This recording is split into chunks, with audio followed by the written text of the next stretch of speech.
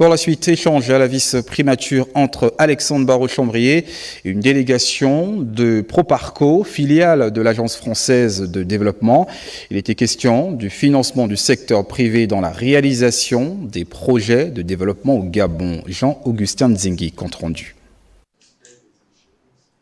C'est une rencontre accordée par le vice-premier ministre à la délégation de la direction régionale Afrique centrale de Proparco qui fait suite à l'atelier sur les partenariats publics-privés tenu en juillet dernier à Libreville. Je vois cet atelier, cette réunion de travail aussi comme un jalon dans le travail qui est effectué par Proparco aujourd'hui au Gabon. C'est notre deuxième pays d'intervention en Afrique centrale avec plus d'une centaine de millions d'euros de financement que nous avons apporté sur les 10 dernières années.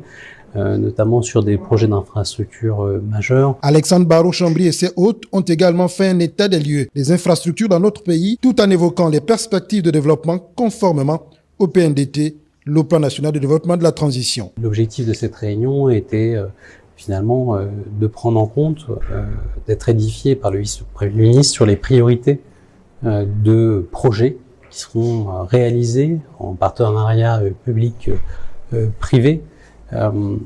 Qui est pour nous finalement à la fois cette réunion, ce PNDT, c'est une dizaine de projets annoncés en mode PPP, une feuille de route sur laquelle à la fois les bailleurs de fonds, les institutions financières de développement sur la partie secteur privé peuvent venir appuyer avec leur financement, mais qui doit être aussi une feuille de route pour les investisseurs, les développeurs d'infrastructures.